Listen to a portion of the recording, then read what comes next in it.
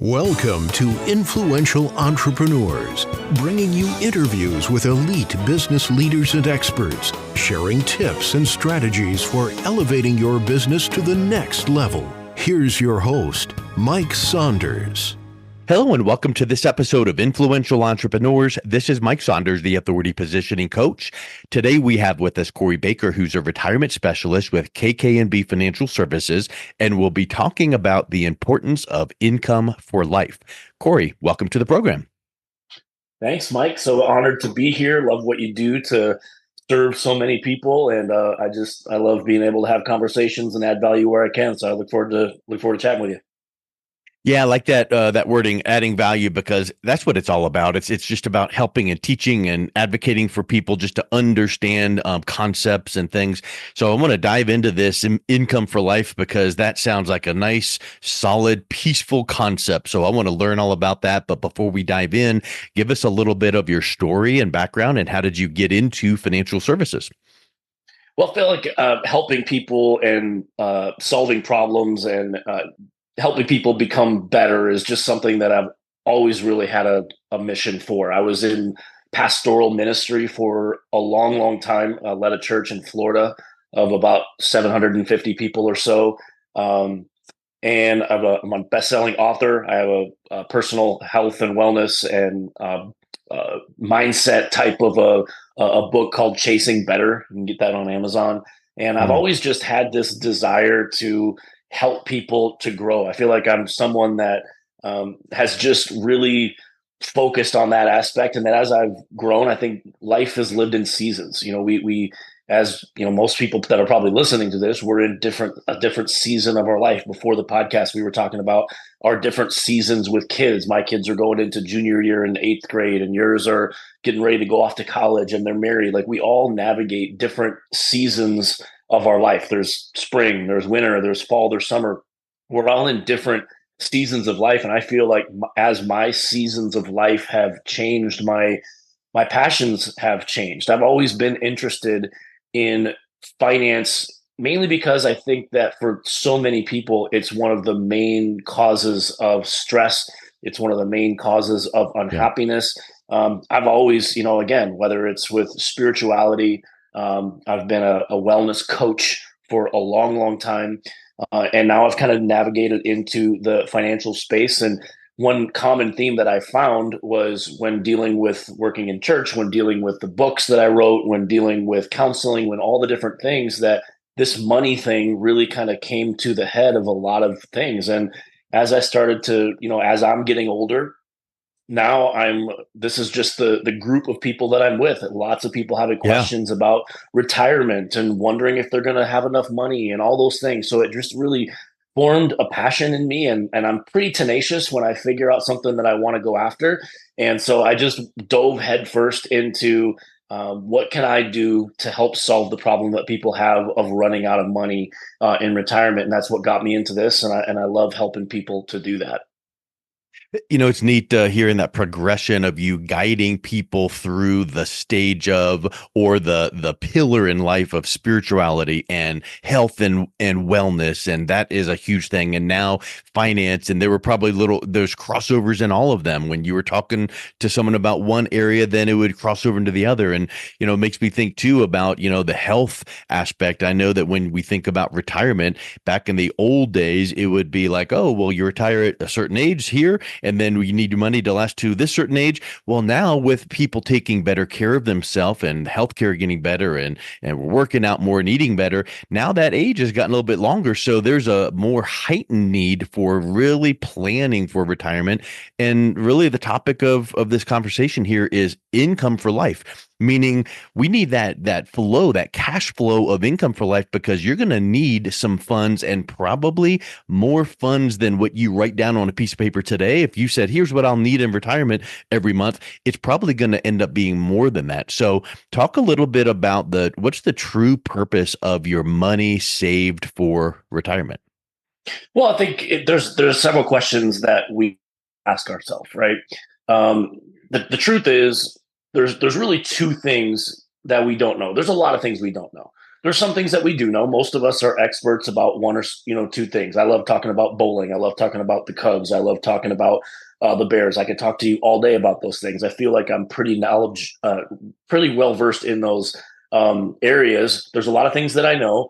There's a lot of things that I don't know. It's that age old thing of, as when you're growing up, you think you know everything, and then as you get older, you start to realize how much you don't know. Yeah. But there's two things that I know for a fact that I don't know. Two questions that I don't have the answers to, and two things that I know nobody on this planet has the answers to. The first question is, when am I going to die? Yeah. I have no idea. I have no idea, right? I mean, I talk about health and wellness. Like I know that you have known people, and I've known people that, and this is not meant to sell fear. I don't sell fear. I sell hope.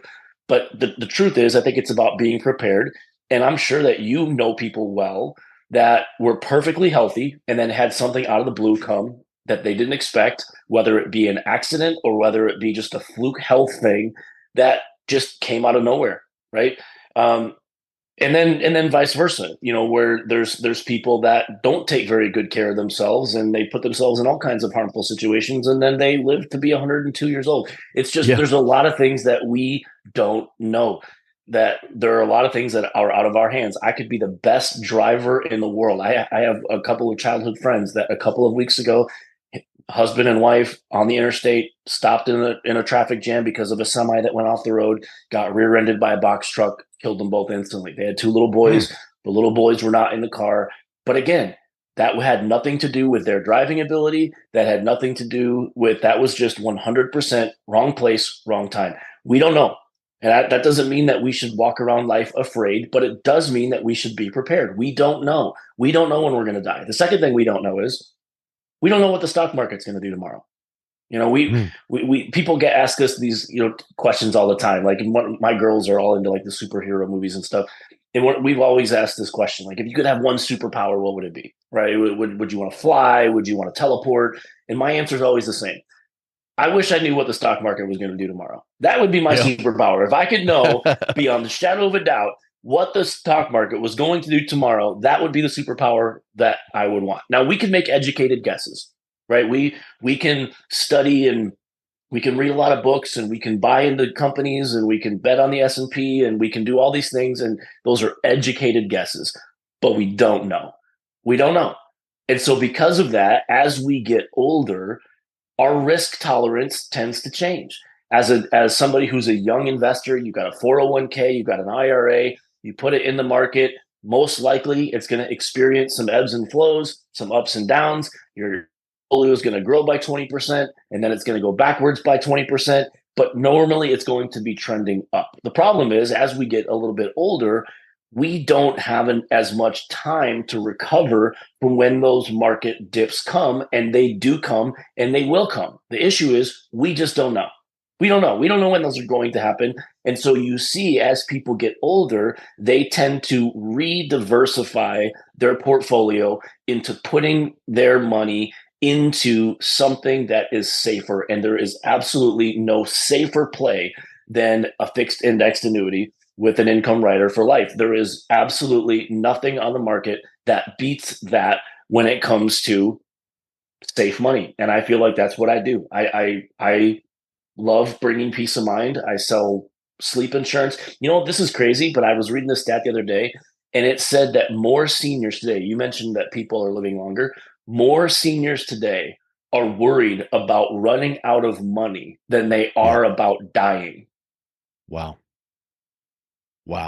That is a massive fear. And that worry, that anxiety, that fear, that's with you 24/7. When you let that, really seep into your consciousness, and it's like, man, what if? And you don't know what you don't know, but I do know that I, am going to need some money for many, many years. And like you just said, we don't know when this is going to happen, that's going to happen. We don't know what the stock market is going to do.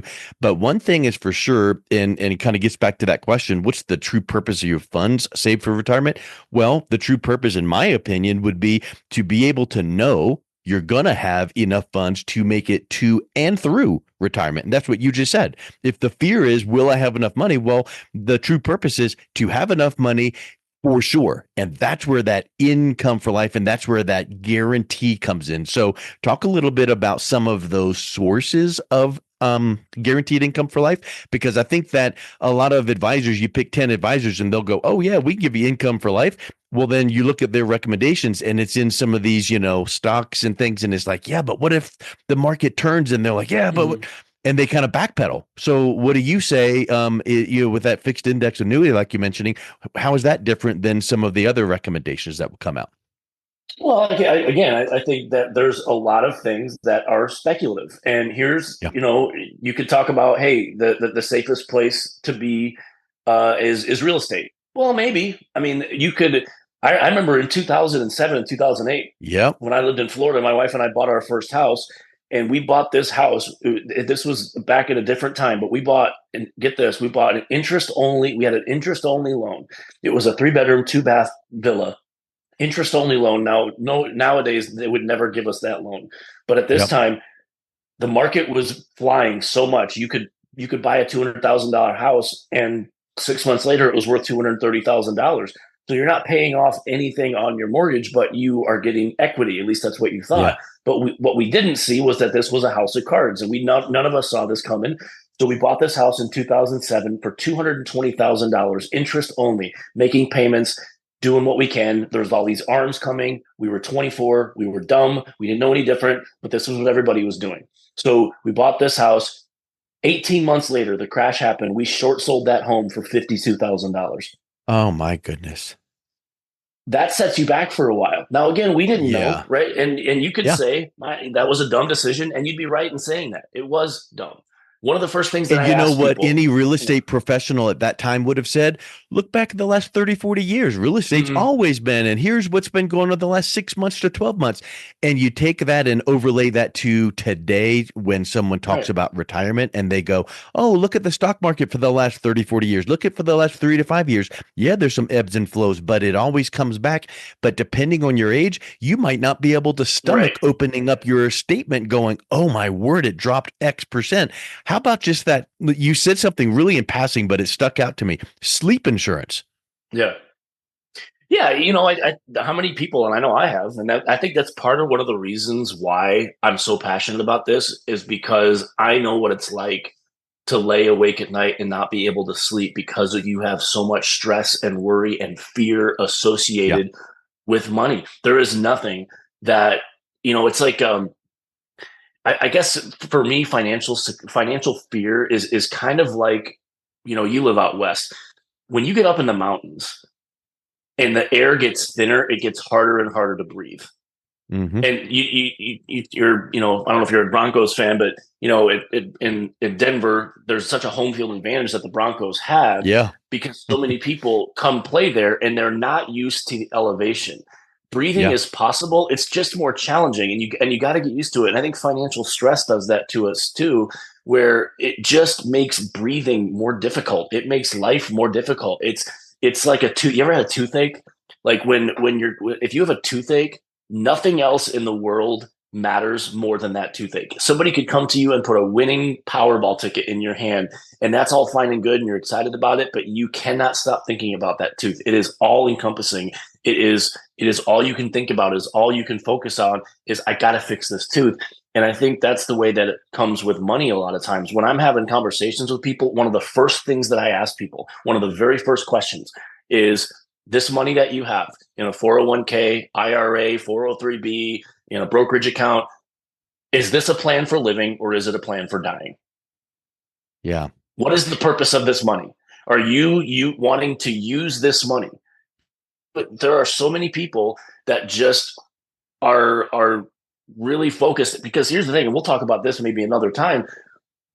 If you want to focus on giving some money away, leaving a legacy, taking care of your kids, that's wonderful.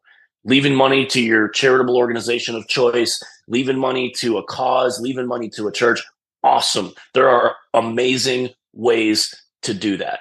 But when you look at your portfolio, how much of that are you setting aside for you to live on? And this was kind of a roundabout answer to the original question, which is, what are the sources of guaranteed income?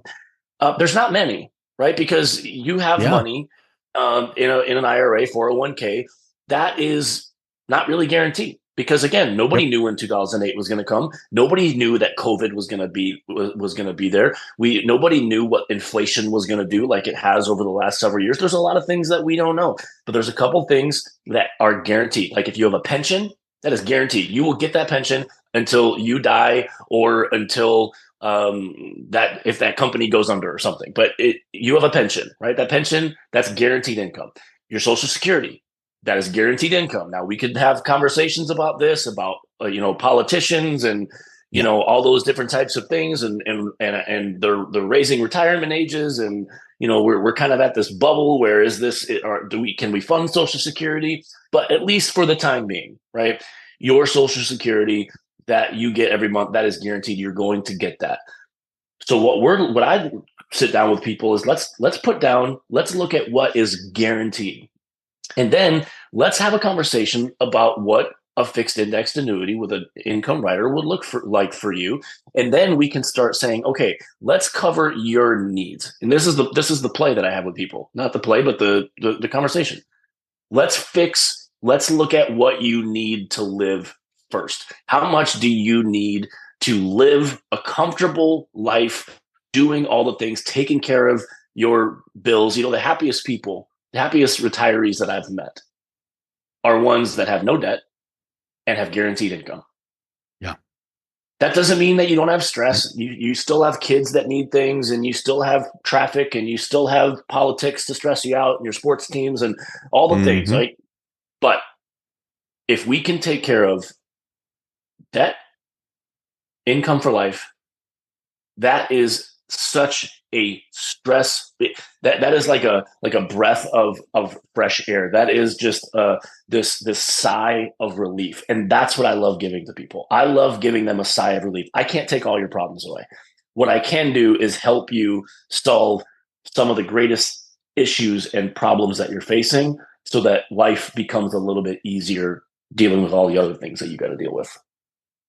That's just so important because I think a lot of people would go, well, I don't have my money in the market. I've got it in this IRA or this 401k, but it's tied to the market. And if the market crashes, then that's impacted. Or I've got money in CDs. Well, if the markets crash or inflation goes up, down, or all around, then your rate of return goes, negative potentially. But when you're in a product like you're describing, it's a contract with really an insurance company. And it's like, this is what you're getting done.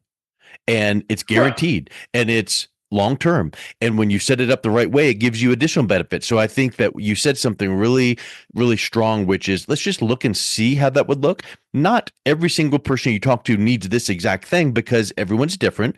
But why should people trust insurance companies with their retirement dollars? Because an annuity, like you're mentioning, is really an insurance company, right? Well, yeah, it is. But here's the thing. I think a lot of times, different people have different. It's difficult, and I dealt with this when I worked in church world. If people have had a negative experience with one type of thing, it's hard Yeah. to not lump everything else into that. If you had Yeah. one bad experience at a church, you think that every experience is going to be bad. If you had one bad experience with an insurance company that failed to make a payment on your health, like, or homeowners. Like I get a lot of, I've had a lot of Mhm. people, which I don't do property casualty, but that doesn't mean people don't lump it all together, right? I had Yep. this thing. I don't trust insurance companies because I had this one claim and then they paid it and then they dropped me. Okay. I understand that, right? I understand an aversion to insurance companies because of a past experience that you may have had. But this is a difference, right? Life insurance companies, people that deal in insurance companies that deal in life, they are some of the most stable, reputable companies. Go try to find me an example of a life insurance company not paying out a policy, not paying out a premium, right? There's a Yeah. reason why so many of them are just rock solid. It is absolutely guaranteed that these insurance companies first of all, they're highly regulated, which is good for you and it's good for me, because the higher regulated they are, it makes it less likely for things like that happened to me in 2008, when banks who weren't regulated like this at the time could lend out all this money that they didn't have. They were betting on equity. Well, insurance companies, the reason they can make these guarantees is for every dollar that they put out to guarantee, they have to have dollars to back that up. They have to be able to make those claims. Plus, there's different states. I know in Kentucky, where I live, $250,000 of every annuity that you purchase is guaranteed by the state. So if something were to happen to the insurance company, the state would come in.